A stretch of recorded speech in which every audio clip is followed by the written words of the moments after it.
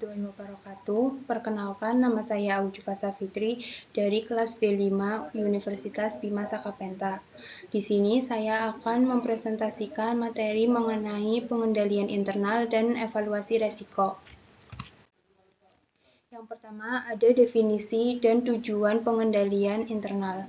Pengendalian internal adalah suatu sistem dan prosedur dari sebuah perusahaan untuk melindungi aset-aset di dalam perusahaan.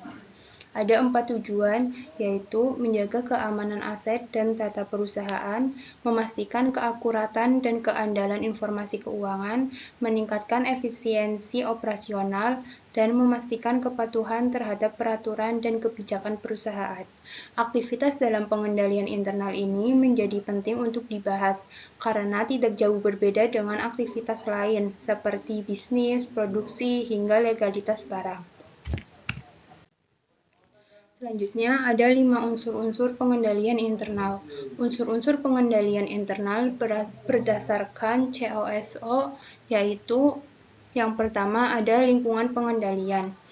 Suatu suasana kerja yang mendukung pengendalian, contohnya etika kerja, peraturan, dan sikap pimpinan.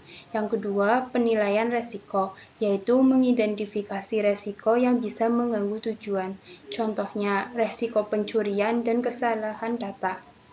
Yang ketiga, ada kegiatan pengendalian, tindakan untuk mencegah dan mendeteksi kesalahan, contohnya persetujuan transaksi dan pembagian tugas. Yang keempat, informasi dan komunikasi, penyampaian informasi yang jelas dan tepat waktu, contohnya laporan keuangan dan komunikasi antar bagian. Yang kelima, ada pemantauan, mengecek apakah semua sistem pengendalian berjalan dengan baik, contohnya audit internal dan evaluasi rutin. Selanjutnya ada evaluasi resiko. Evaluasi resiko adalah proses untuk membandingkan risiko, menilai tingkat bahaya, dan menyusun prioritas.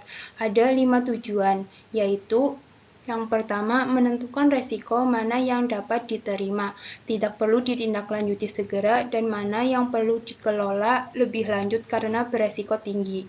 Yang kedua, meningkatkan reputasi. Yang ketiga, mengoptimalkan penggunaan sumber daya, yaitu waktu, biaya, dan tenaga. Yang keempat, mengurangi kerugian. Dan yang kelima, melindungi aset organisasi. Selanjutnya, ada 3 proses kunci dalam pengendalian internal. Yang pertama, proses kunci dalam pengendalian internal menentukan risiko yang menghalangi tujuan organisasi. Contohnya, risiko pasar dan operasional. Yang kedua, ada analisis risiko, yaitu menilai probabilitas dan dampak dari setiap risiko. Contohnya, mesin produksi rusak. Yang ketiga, ada respon risiko, merancang strategi untuk mengelola risiko, contohnya jadwal perawatan rutin mesin dan pelatihan teknisi. Ada 4 tahapan evaluasi risiko. Yang pertama, mengidentifikasi dan menilai risiko potensial. Yang kedua, mengevaluasi kontrol internal yang sudah ada. Yang ketiga, menentukan seberapa memadainya kontrol internal dalam mengurangi risiko. Yang keempat, memastikan bahwa risiko residual berada pada tingkat yang dapat dikelola. Selanjutnya ada metode evaluasi internal control review oleh manajemen. Di sini ada 3 metode. Yang pertama, tujuan review efektivitas pengendalian internal. Yang kedua, pengumpulan informasi laporan, observasi, dan wawancara. Yang ketiga, analisis informasi, identifikasi kelemahan pengendalian. Selanjutnya ada metode evaluasi internal control atau audit internal. Audit internal adalah metode evaluasi pengendalian internal yang dilakukan oleh auditor, baik internal maupun eksternal. Namun, biasanya dilakukan oleh auditor independen agar hasilnya objektif. Di sini ada 3 tahapan audit internal. Yang pertama, menyusun rencana, menentukan ruang lingkup audit, area yang akan diaudit, dan tujuan pemeriksaan. Yang kedua, pengujian substantif, melakukan pengujian data dan dokumen untuk memastikan keakuratan, kepatuhan, dan efektivitas kontrol. Yang ketiga ada penyusunan laporan, menyampaikan temuan, kesimpulan, dan rekomendasi untuk perbaikan kepada manajemen. Nah, di sini kesimpulannya yaitu pengendalian internal dan evaluasi resiko adalah kunci.